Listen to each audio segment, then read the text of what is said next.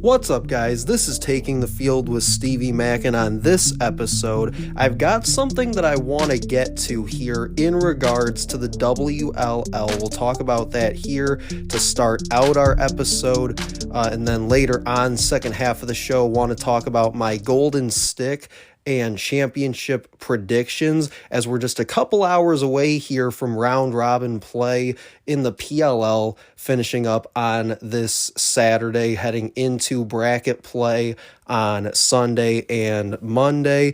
WLL just finished up their round robin play just prior to recording this episode. So again, second half of the show, we'll get to the golden stick predictions that I have. Not really any surprises with either of those, but like I said, we'll get to that here in just a little bit. And then also my championship predictions as well. Again, no real surprises, no real differences for me in terms of where I was at before the championship series started till now. I think I'm gonna, for the most part, stick with both my predictions there, but again, we'll touch on that to round out the show. But this thing that I want to get to with the WLL is this, and it's something that people have brought up a couple times throughout the week in regards to the WLL, is the desire, I wouldn't say the need necessarily, but maybe the desire for a 2-point arc, similar to what the men have in the PLL Championship Series, also similar to what we saw with Athletes Unlimited, had their 2-point arc in Athletes Unlimited. And I'm okay with the fact that they didn't have one here in 2025, but I do think it's something that they should, discuss with the players and maybe even the head coaches for these WLL teams going into 2026 championship series, and see if that's something that maybe that they can work out. Because I think as electric as these WLL games have been, many of them coming down to, 1, 2, maybe 3 goals in the final scores, as close as they've been, I think that it would even be more electric if you had that 2-point arc kind of factored into it, like we see with the PLL. And you also wonder maybe how some of these scores in the WLL might kind of turn out a little bit differently, maybe if they did have the option of a 2-point shot as well, right? It kind of makes some of those end of game situations a little different if you do have that option for a 2-point shot. So like I said, I think from a strategic standpoint too, that 2-point arc would play into it, I think, a ton, because really, as it currently stands, and we've kind of seen it throughout the championship series, is that there's no real incentive to shoot from the outside, right? To shoot from 13, 14 yards out, because it's still only going to count for 1. And you have players, and I'll give you a stat here in just a second, but a player like Charlotte North, that we know that she can stretch the field from out there and make shots from that distance, but you're seeing like even she isn't really taking those opportunities from the outside, because even if she makes it, it's still only going to count for 1. So a lot of what you see is just kind of, wind up from the outside, or maybe give like a little hitch or something, and then you're just dodging to the cage for a dunk. So I think that if you bring in that 2-point arc, like I said, it gets a little more strategy involved, I think, and it also opens things up for a player like Charlotte North, who, as I mentioned, Athletes Unlimited had a 2-point arc, was the 12-meter, which mathematically is similar to the 13-yard 2-point arc in the PLL Championship Series on the men's side. So you go back these last couple of years of Athletes Unlimited for a player like Charlotte North, she averaged 1.5 2-point goals per game over 2 years in 2023 and 2024, and that spans somewhere, I think, around 25 games or so. I don't remember the exact number of games through those 2 seasons, but like I said, somewhere in the range of 25 games. So you figure almost 2 goals from 2 per game spanning 2 seasons is a lot of 2-pointers, especially just coming from one player. And then the other thing that I think that you could look at by implementing the 2-point arc as well is something that Athletes Unlimited did with some success there, was they had the line going across goal line extended as well. So players that typically play a little more behind the cage, even they were able to get in on some of the 2-point scoring as well, because they would just, get the ball behind the cage, make a dodge, get to goal line extended, and then they were diving across the line and it counted for 2. So you look at players in the WLL field this year, players like Kylie Ohlmiller, I could see being a candidate for some of those goal line extended opportunities. A player like Sammy Jo Tracy as well, and Alex Ostholman, who like to take their matchups behind the cage. I think that you look at some players like that would have those kinds of opportunities with that 2-point arc, that 2-point line, could be actually really interesting. And then you even look at a game that took place here on Saturday with the Charging and the guard, Emily Harris-Chuck, at the end of the third quarter, beats the third quarter buzzer with a shot that would have and, could have counted for 2, and at the time would have tied the game at 15 going into the fourth quarter of what was the first place game for the tournament bracket. And then towards the end, with like 10 seconds left in regulation, I forget who it was that got the goal, but another Charging player scored a shot that would have counted for 2 had they had a 2-point shot, and would have at least helped with their score differential.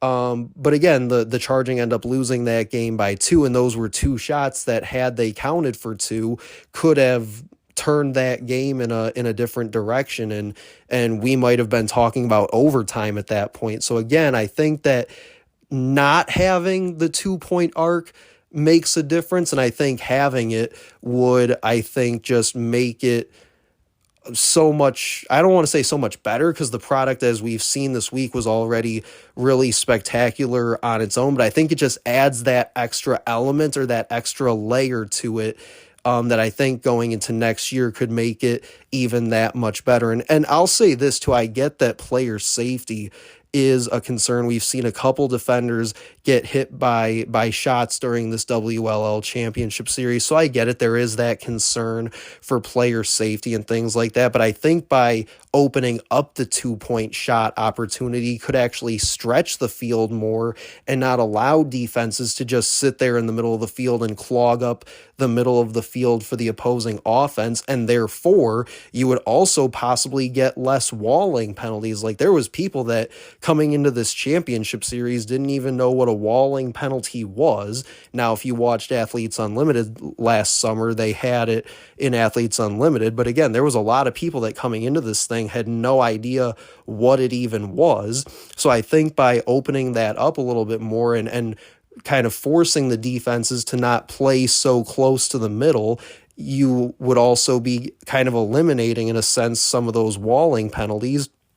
And then plus you figure the shot that hit Marge Donovan a couple nights ago by Alex Ostholman. Donovan, first of all, shouldn't have even been in the crease to begin with. Second of all, Alex Ostholman shot that ball from about 4 yards away from the goal. So again, I think you kind of open things up a little bit more, kind of create a little bit more spacing, not allow the defense to just clog up the middle like that. And I think that it could do a lot of good. And like I said, I think it would just add an extra element to the WLL. So coming up in segment 2, we're going to finish out the show. Like I said, really wanted to hit on that WLL topic here in this episode, just something that's been on my mind as I've been watching these games throughout the week. But to round out the show, I'll get my Golden Stick picks and championship picks in here on Taking the Field with Stevie Mack.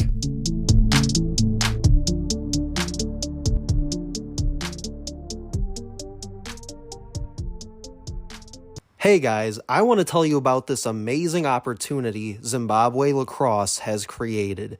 In 2024, their women's team finished 4th at the Heritage Cup in their first ever competition. Since then, they've added a men's program. The Zimbabwe Lacrosse program held their first ever clinic back in December and have another scheduled for later this month. Your donation covers things like travel and participation costs for the Heritage Cup in Massachusetts and the Wildfire Tournament in Ghana.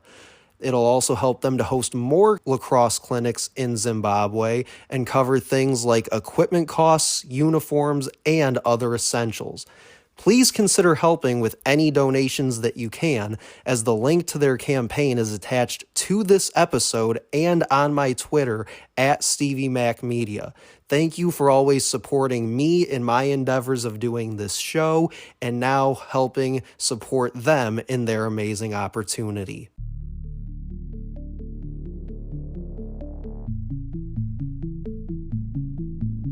All right, welcome back in. Taking the Field with Stevie Mac, second and final segment of this episode here on a Saturday in PLL and WLL action.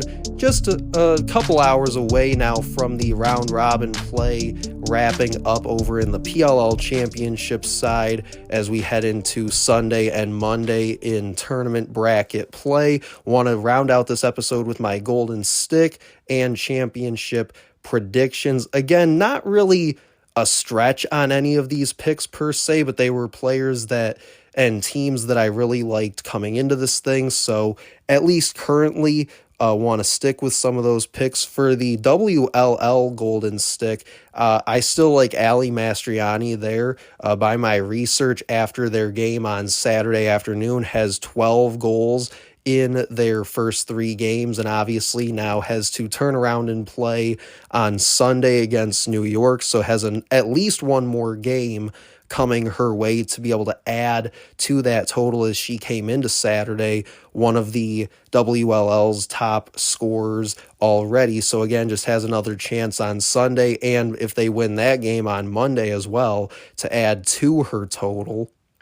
And then in the PLL, I've still got Brian Costabile. I said it on episode 124 a couple days ago. Brian Costabile is just one of those players who was really built for sixes, and we've seen that still here in 2025, just like we saw a couple years ago back in 2023.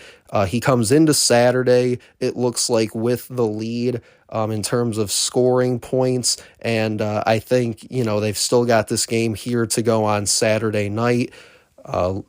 However it goes, probably going to have to play on Sunday as well, and then if they can make the championship game on Monday. So kind of a similar situation with Ali Mastriani. They were one of the top players already in terms of scoring points coming into the day, and now they both will likely have at least one more game coming their way to try and add on to it. And then as far as my championship picks here to round out the episode, in the WLL, I came into this thing kind of feeling like I was one of the few that actually really liked the California Palms roster and liked their chances here in the WLL Championship Series. Like I said the other day, it's good to know that I'm not alone in thinking that, like I thought I was for a little bit. But I do. I think even despite the loss on Saturday to the Charm, in somewhat of a surprising loss that was, but I think even despite that, now having to turn around and play on Sunday in the semifinal, and then if they make it to the championship on Monday, that would make it 4 straight days that the Palms would have to have played a game to make it to Monday. But again, I still really like their chances, because I think that their defense gives them a chance to stay in games more often than not. Taylor Moreno in the goal,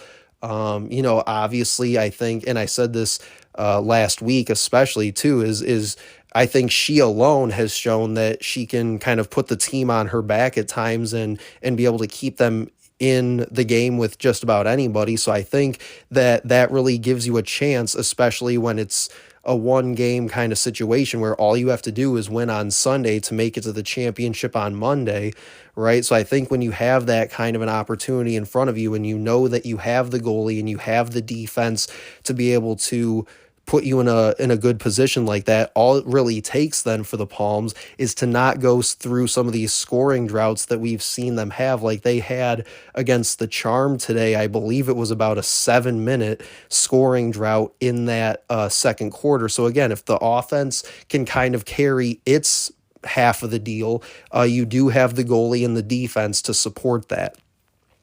And then for the PLL, I still like the Atlas. I do think that The Archers are sort of the team to beat at this moment as they knocked off the Atlas the other night. But I do still really like the Atlas because kind of a similar situation with the Palms. Entenmann in the goal, I think more often than not, struggled against the Archers a bit, but he showed against the Whipsnakes that he can absolutely lock it down in the cage. So I think if he can even be half as good as he was in that game against the Whipsnakes, he'll easily give you a shot to be playing on Monday for that championship. And then I think one thing the Atlas struggled with in that game against the Archers was the 2-pointers. So I think if you clean that up a little bit, especially here tonight and then into the bracket play, looking towards that championship on Monday, I think that the Atlas, like I said, have just a really good opportunity in front of them. And it also doesn't hurt to have a guy like Brian Costabile that's doing the kinds of things that Costabile has been doing all week. So that'll do it for this episode of Taking the Field with Stevie Mack. Make sure to like, comment, and share on this episode. You can also find the podcast anywhere you get your podcasts, including Apple, Spotify, iHeartRadio, TuneIn, Odyssey as well. Like I said, just about anywhere that you get your podcast. But that'll do it for me. I'll talk to you guys later.